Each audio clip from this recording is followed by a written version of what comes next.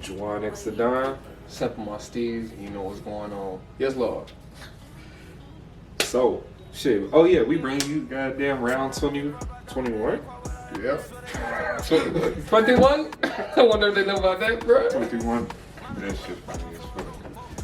I almost forgot to say that shit, but man. You did sound excited like those school weddings. Oh. Any takeaways this round, bro? Alright, most important takeaway that we have this season for me, the racism, bruh. The racism is my takeaway. Tex Walker got caught on some bullshit. They had some shit that he said a couple weeks ago. He got caught out for it. Somebody reported him.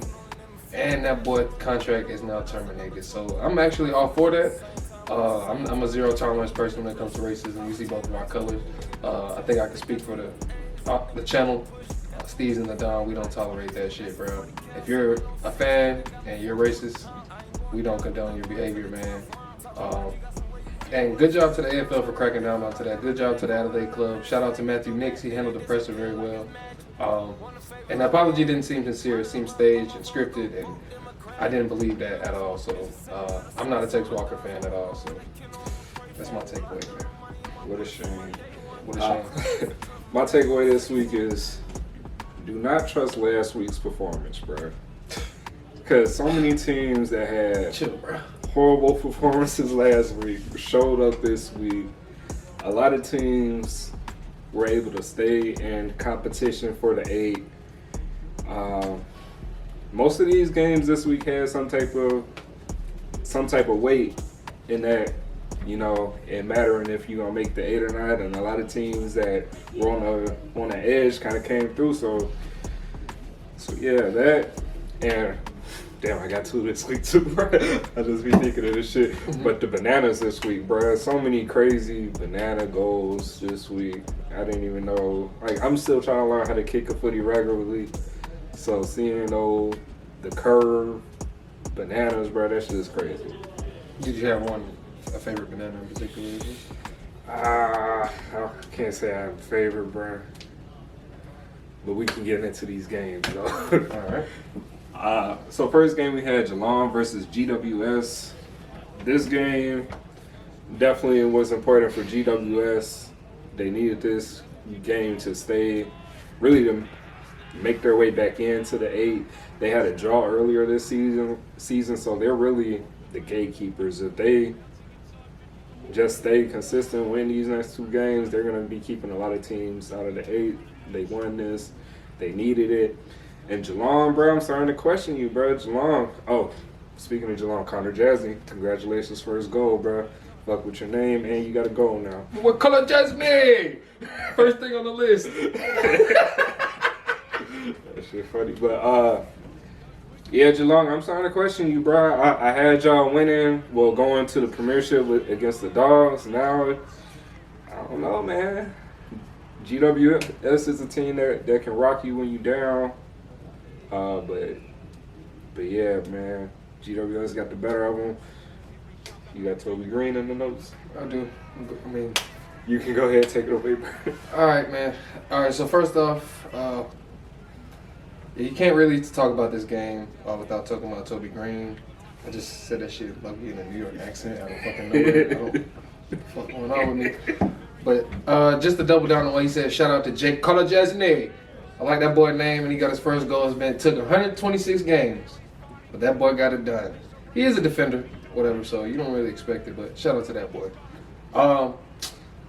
Toby Green, early in the game, he was under a lot of scrutiny this week because he did a forearm fend-off, which is a legal move. It was just a little higher, whatever you want to call it, and it did interfere with Patrick Dangerfield's throw area. And he ended up getting hospitalized and checked out for that, but he suspended a week for that. It was 2 originally, I think, and then it got downgraded. So his reputation, I feel like, also added to that, to him getting suspended, because he has a reputation for with the tribunal. You know what I'm saying? He's been looked at plenty of times due to previous actions. So I don't think it was a malicious thing, to be honest. I'm not a fan of Toby Green. I'm a fan of his game, not the person he is, but I will say I don't think that was a malicious move. Yeah, GWS scored. I think to begin the game, they had 5 straight goals, bro. And it was just looked uncharacteristic like of Geelong, because Geelong's defense has been strangling teams the last couple of weeks, really a decent amount of weeks, and just they've been in decent form the whole time. So it's just crazy to see how GWS got up, and I'm honestly not surprised. The most surprising thing is they keep doing this with injuries, bro. But you know that they're the work hard team, so it's still surprising, bro. Geelong got bailed out with a 50 protected area zone shit. Got 50, got a goal right in front of the goal, and that kind of opened the game a little bit for them. Not really, because GWS kept going really into the fourth quarter. Geelong kind of decided to step up a little bit, and they got within a very small margin, but they ended up fucking themselves up because they had momentum, and Jordan Clark missed the shit right in front of the goal, bro. Like right in front of the goal. And you could have I think you were down 9 at that point. You could have put yourself within 3 points. So you did that dumbass shit. Sam Taylor, GWS, great player. He was turning up this game, forcing a lot of turnovers. And GWS just dominated the contested possession. And Geelong just wasn't efficient inside 50. They would go there and they couldn't make shit happen out of it. And they surprised, especially with it being in GMHBA. So yeah. It was a surprise, bro. Yeah, the first of many surprises this week. And you know shit's gonna happen when it's the first game. Some shit always pops up. Every fucking time. Every time, bro. Alright. Oh my fucking god. Next game we got Carlton versus Gold Coast Suns. So I'm gonna keep mine short because I'm sure you got a lot to say, bro. Not really, bro. So this really knocked Carlton completely out of their chances of making 8. And it's crazy because Carlton had the lead most of the game, but even when y'all had the lead, it didn't look dominant at all. You took the words right out my mouth, bro. I was watching that shit. I was live during this game, bro. I was just like sitting there. I was like, bro, it just seems like Gold Coast is winning, but the scoreboard doesn't say that. But I was just gonna say. Go ahead. Bro, this took the words right out my mouth, bro. And it was crazy because, like I said, we didn't come out hot like that.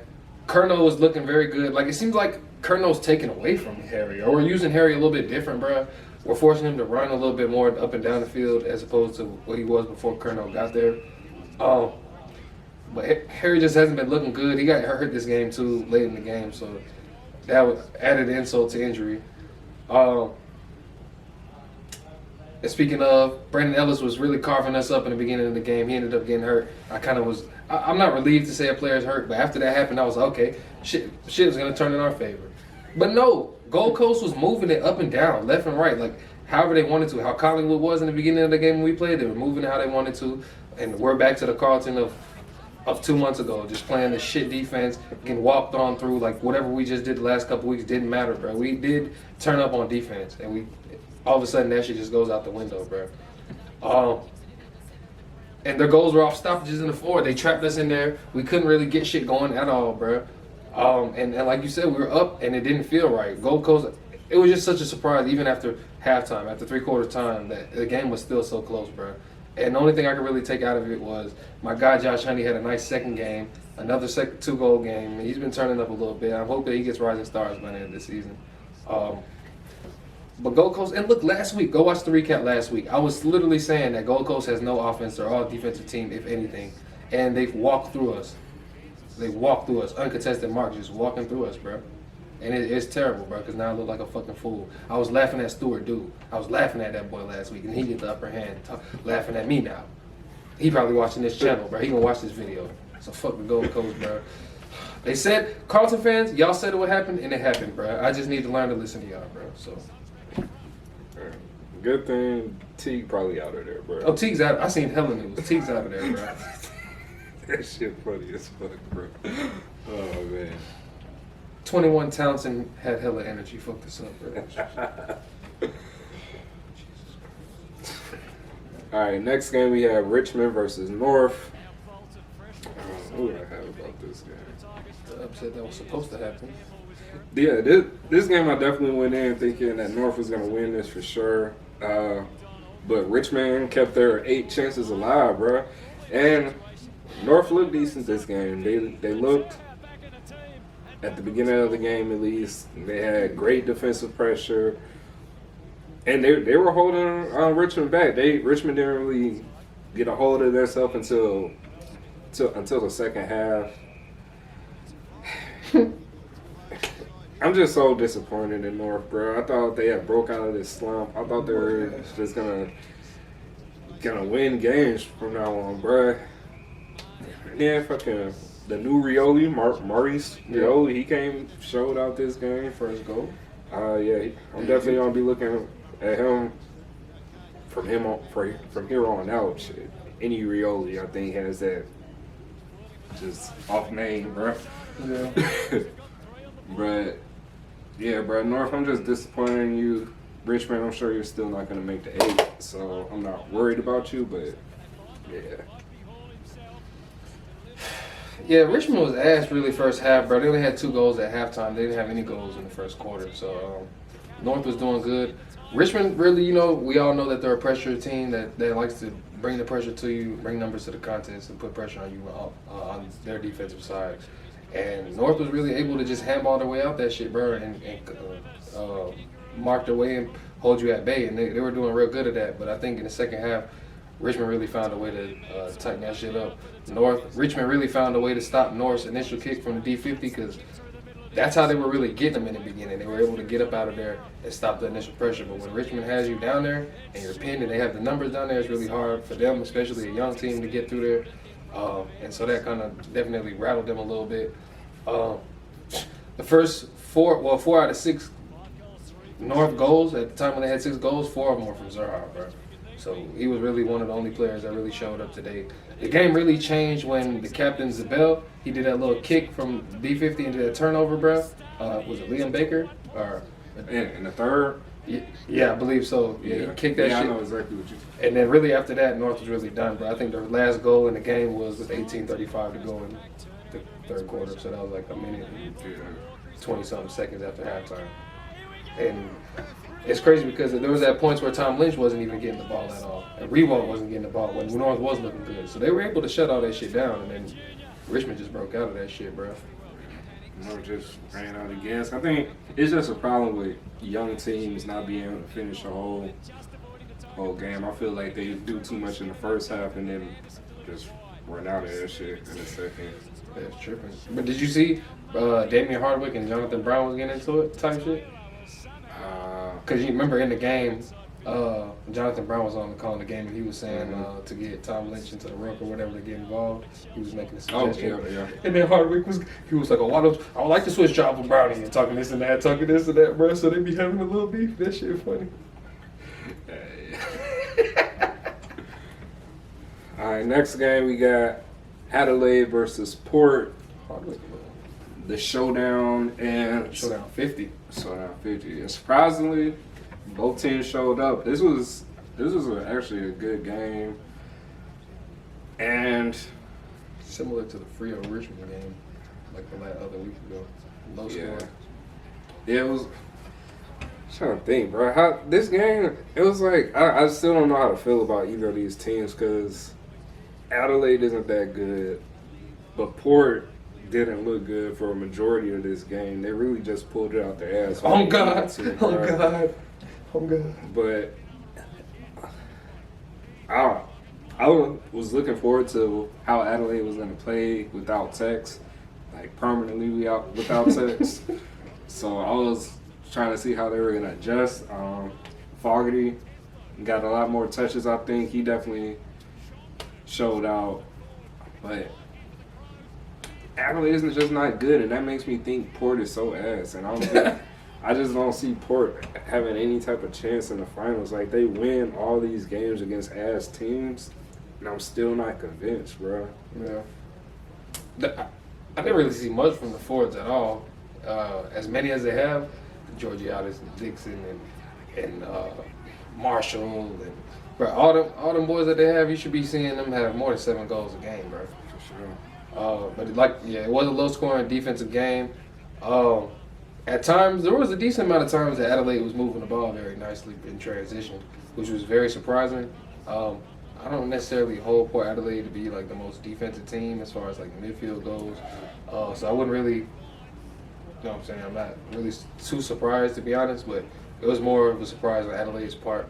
Most of the game, really, Adelaide was up, but Port was really hanging in there the whole game for the most part. They were just really waiting on their opportunity to pounce, and they did. Specifically, they took the lead when Connor Rosie, he had soccer the ball, ran through, handball to Robbie Gray. Robbie Gray hit the handball to Pal Pepper with the snap, right snap. The jump was fire. And footy's a momentum game, and from there, Port really just ran off with it. Adelaide I don't think they're built to really be a comeback team. For them, they have to have the confidence to already be up. We see that they can go through spells where they can score goals, but that's not something that they can rely on, and we don't really expect it, especially when they're down. So Alir turned up. I think he won. I don't know what it's called when you win the showdown. You're like the MVP or whatever you want to call it. I didn't even know there was a name for it.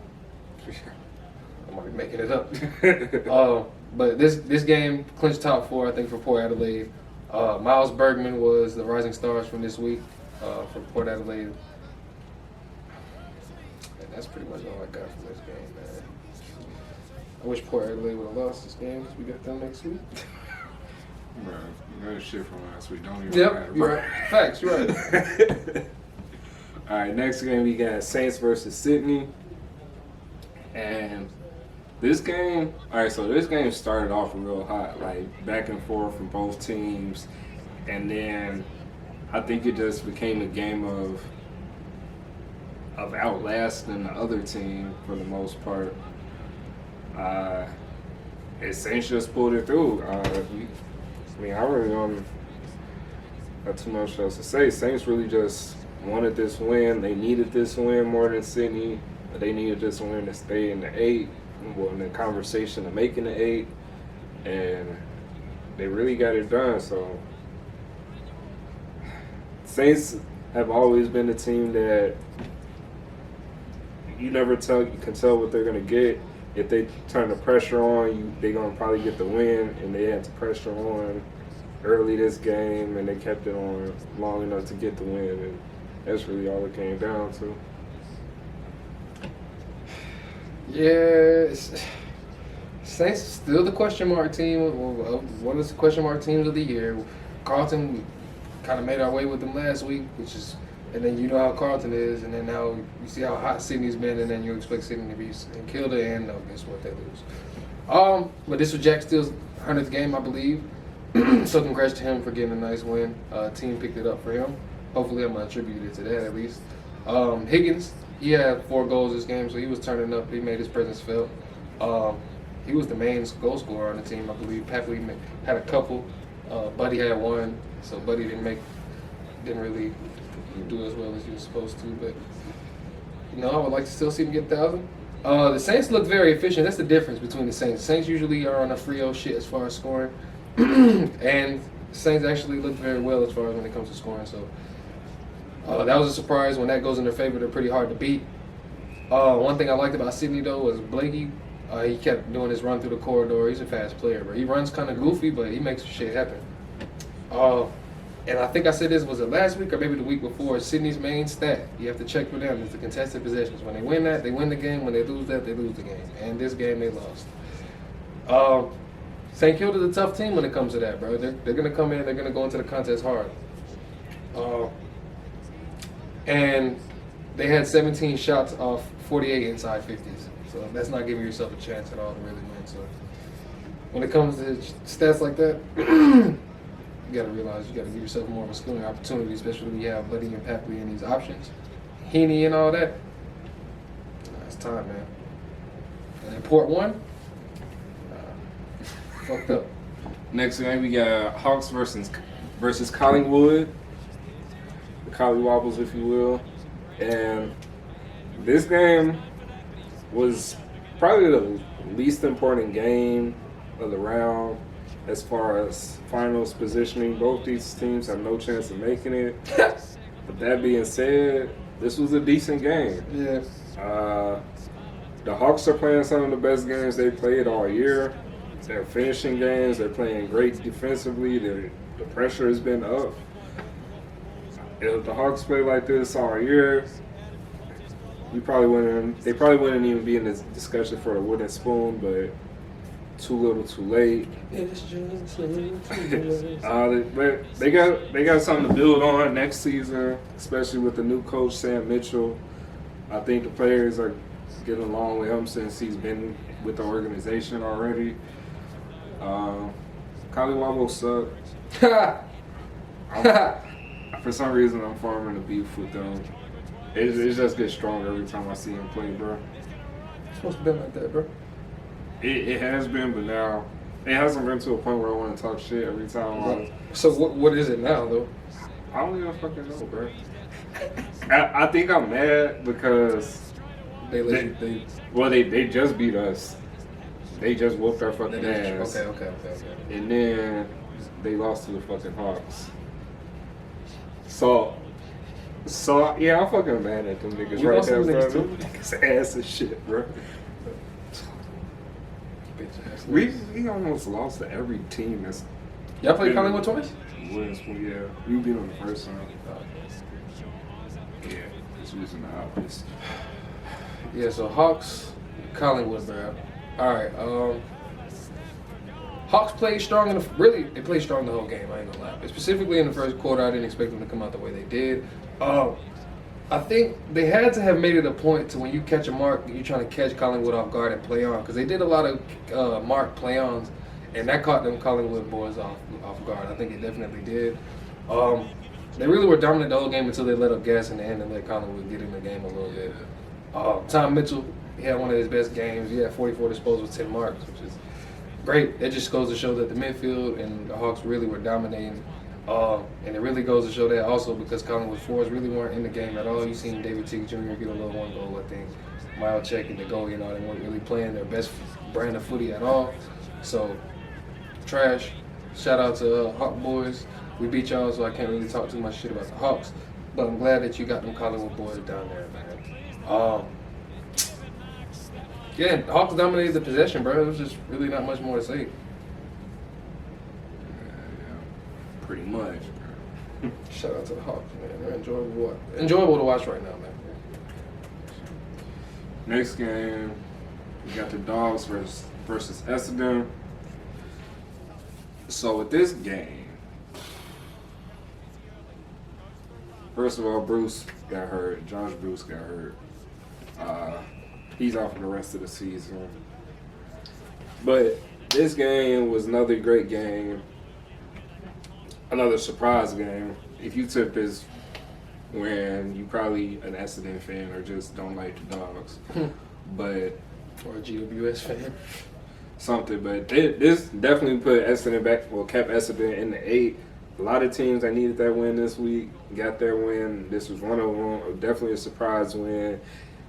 And the Dogs, they're not converting their goals. They're getting in the 50. They're getting the chances. They're just not converting 12 of 12 this late in the season. You can't expect them to win the Premiership playing like that. So, y'all, I hope y'all get it together. Y'all won't need it. But Essendon might make it, bro. Essendon might make it. Essendon might make it, man. Essendon looked good this game. Zack Bailey is a great inside 50 kick, bro. It's just crazy how accurate he is with his kicks and how much he can kick it with class, if you will, if you don't mind. Sure. Him and Parrish both are great at that. Parrish had a nice goal.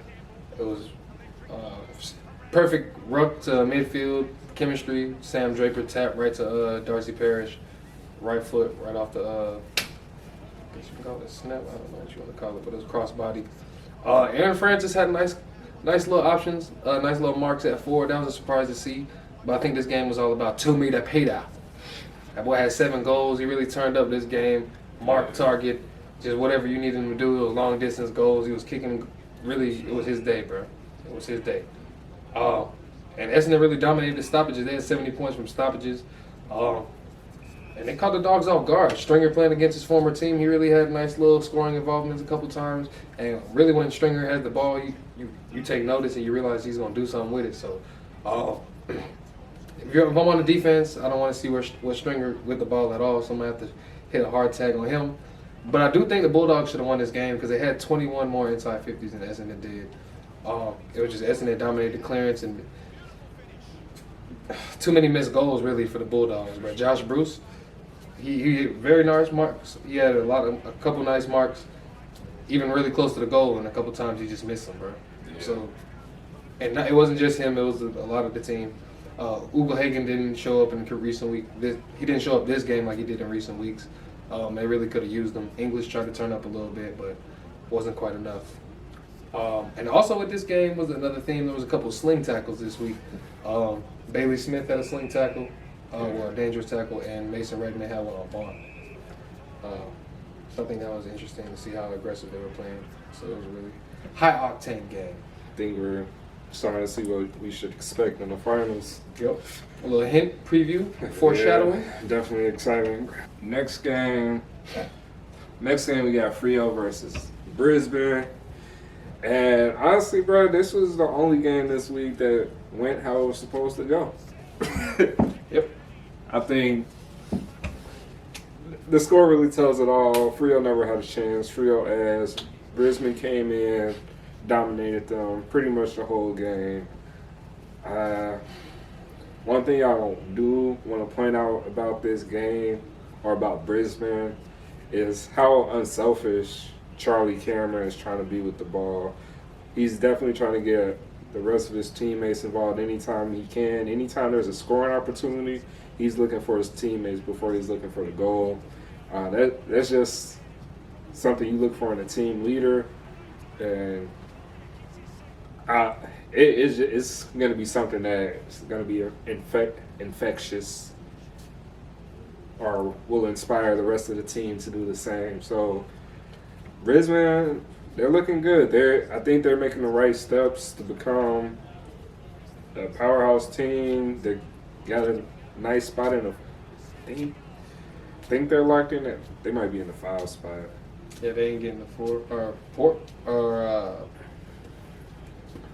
I'm gonna say we'll look after this shit, but Brisbane, I'm liking what I'm seeing from y'all. Even though nothing. Y'all been doing good these last few games. Yeah, Brisbane looked dominant from quarter one, bro. Really, the whole game, aside from a little slight promising run, whatever, from Freo in the second, and then right after halftime, but Brisbane really continued the course right after that and finished the quarter out strong and continued the fourth quarter the same. One thing I like to say about this game, I will agree with you. Charlie Cameron has looked unselfish this game, and I've seen him kind of get angry with his teammates before after missing him in previous passes. So you kind of seeing a character maturation there. So shout out to Charlie Cameron. But a player I want to highlight in this game was Zack Bailey. He's a real damaging player, bro. I would like to have him on my team. He caught up somebody right on the. They were trying to do an inside. Well, they were trying to kick it from the D50, really from a kick in, and Zack Bailey was on the mark. And they called play on, but he took his sweet time, gave him a nice bump, destroyed that boy. Ankle was hurting, and then he kicked the goal right over his head. That was pretty nice, bro. So shout out to Zack Bailey, and you can watch our other videos. I've been like him. He just comes in a timely manner, bro. He gives me a little selfish vibes a little bit, but I would like him on my team. I ain't gonna lie. Yeah, he definitely doesn't give up on a play till it's over. Hell no. Also, Andrew Brayshaw, I like to say that. Did you peep that he gouged Brad's eyes? Yeah, it was like, yeah, bro. So he got, I think, 1 game suspended or something. I think it wasn't. They could say that him holding it didn't look like he was trying to go. His hand didn't look naturally in a ball holding motion or whatever. Yeah. And you can see his hand like this a little bit. So eye gouge. Harris Andrews tackle when he tackled bro hard as fuck. The little chase down. Shout out to Harris Andrews, bro. I wanted to put that in the highlight video, but didn't make the cut. Shout out to him. Taberner had a head knock this game. Shit looked kind of scary, but bounced back up, played the rest of the game. I know that doesn't really account for anything, so hopefully his head's okay. This was an ass whoop though, bro. It was like 10 goals to 3 at halftime, and really there were 6 behinds I think that Brisbane had, so you can really count it as 11 goals to 3.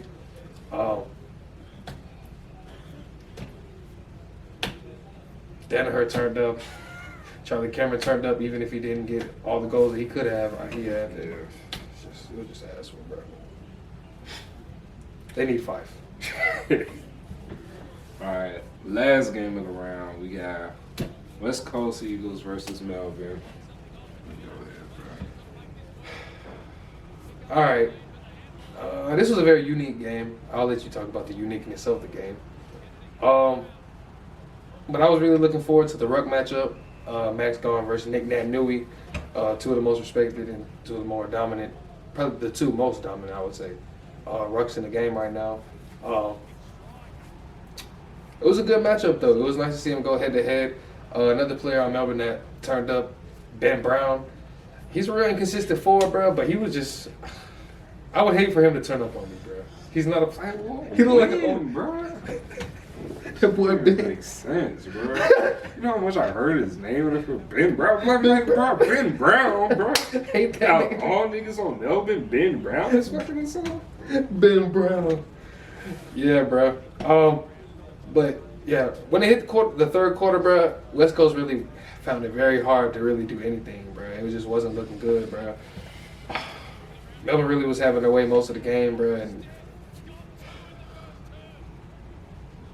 I just want to go into... I'm sorry, bro. Goddamn, bro. Like, I was worried about this game. First of all, I don't even think we can make the 8. And if we do make the 8, we don't deserve to make the 8. Just drop out the 8 now, save some embarrassment, bro. Just don't lose to Freo. I'm just so frustrated, bro. Because we definitely needed this. We needed to show some type of effort. And the thing is, we didn't even play as bad as we could have. We played worse in prior weeks, but it's just, it's not enough. Definitely against Melbourne, it seemed like we were just a step behind the whole game, bro. And we're starting to do this thing where we kind of fill out the other team first in the first quarter. And what ends up happening, the other team just scores, and then they just keep on fucking taking off, and we can't do nothing to answer it because our offense just isn't there or moving the ball. I don't know. We just fucking slow. But get into the third quarter, bro. Uniqueness of the game. Lightning. So lightning struck 10 kilometers from the grounds, and apparently when that happens, you have to stop the game. So just like it was after halftime, had our halftime break. We went back, started getting our ass whooped some more. Fourth quarter came around. I think it was pretty early in the fourth, or like 5 minutes into the fourth quarter, the lightning struck. You see their faces, bro? Jack Redden and Petrarca, bro? Petrarca was like, he didn't know what the fuck was going on. And Redden was like... Shit was crazy as fuck, bro. I didn't know what the fuck was going on either, bro. I was sitting on the line. Nobody did. Like 30-minute break, right? Yeah, it was a mandatory 30-minute break. But actually when we came back out, Melvin did score again real quick, but we actually looked decent enough in the fourth after the lightning strike to be a contender, but it was just too late in the game. But we were playing great for that little moment, bro. But I'm not going to praise that little shit because we needed that the other 3 quarters. And this was an important game. This was definitely a finals on the line game. And we just didn't look like we wanted it enough. It was definitely a winnable game, just didn't come through. Yeah. I will say I don't think either team played their best game of footy. You can see by the efficiency in the 50. West Coast is known for their efficiency in the 50, so they could have definitely did better on the scoreboard. Melbourne too, because they were negative, but we don't really view them as the most efficient team as scoring, especially in most recent weeks. But yeah, so what I got was 31 shots for 49 inside 50s, and that's what they had. And y'all had the same amount of inside 50s, so y'all had 50, but y'all had 21 shots. So it's really just being able to get something on the scoreboard, I guess. Yeah, that shit. Y'all did look good, man. That shit was just ass. It did start fucking raining hard as fuck. That probably had something to do with it. But this was one of the only games, very few that had fans in the stadium. COVID's getting pretty bad out there, it seems like. Yeah. Hopefully we can finish the rest of the season. I think a few games next week are still like to to be determined. But I'm just hoping we can finish this season. I'm especially hoping that Buddy gets his 1,000 goals this season. We have fans in the stadiums. Hopefully we can have a repeat on his 100th. I'll be excited about that. Yeah. Did you see they said the Derby next week should be full house? Shout for I'm assuming it seemed like Perth is straight right now, but Perth was one of the first places to go on lockdown. Bro. Speaking of Western Australia, they said somebody from Western Australia said some racist shit online to Kazi Kiki, bro.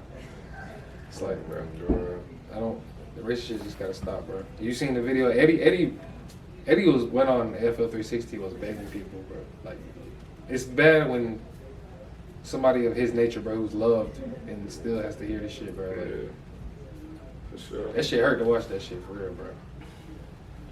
Some bullshit. I will say they deal with it a lot better than we would over here. They terminated what contract? Yeah, I definitely think it would have just been some shit swept under the rug. Yep. I can definitely respect how they do shit. It's all about the progression and shit. And NFL is definitely on the right track.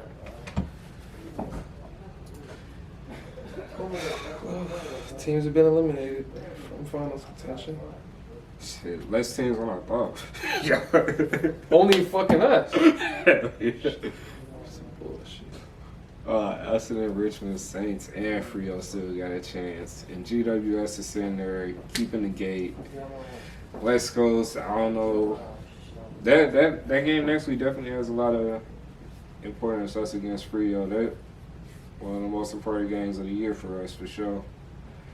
And it's to keep Freo out or see if we dropping out. Yeah, I'm excited about that. Like Brisbane, look at the 4 and 5 spot. Brisbane 4 and 5. Brisbane at 5. Oh, okay, yeah. Well, I'm at 5 and 6. I'm at. Never mind. So that's pretty much done. Yeah. Okay. So yeah, they fucked up. They fucked up. Letting Port win and Sydney losing because they were both at. No. All right. Yeah. Sydney fucked up, bro.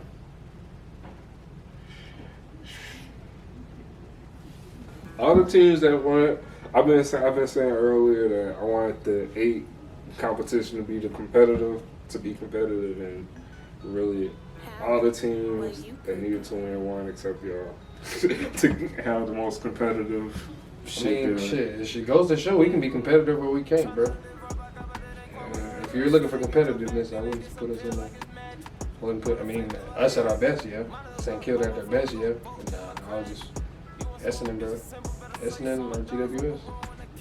Really, to be honest, as far as competitiveness, really swap y'all out with Essendon. I actually think that's how it's going to be. I think G Riggins and Essendon going to make it and we're going to fall out. That'd be crazy. I know you'd be disappointed as fuck, bro. I'll be disappointed as shit, bro. But it all depends on this next game against Freo. I never thought that the Ops were going to be the one deciding our fucking season. The Ops from Optus. The Ops and Optus. Oh, they said something about Adam Chera, the Yeah. midfielder. They talking about it's either Freo or us.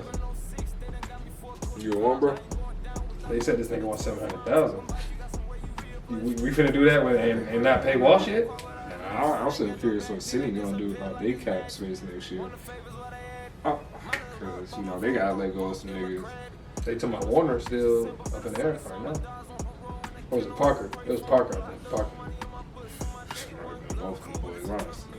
I know Warner's young, so it might not be him, but if it is him, I think it's definitely Parker too. Remember that stat, bro? They said the 2 and 3 spot, the winner usually comes from the 2 and the 3. And both niggas that we picked is in 2 and 3. Yeah. 8 of the last 10 premieres, they said. It's fucking crazy. Shit. Yeah. I'm not gonna skip the next week. Okay. I'll go ahead and end this video, though.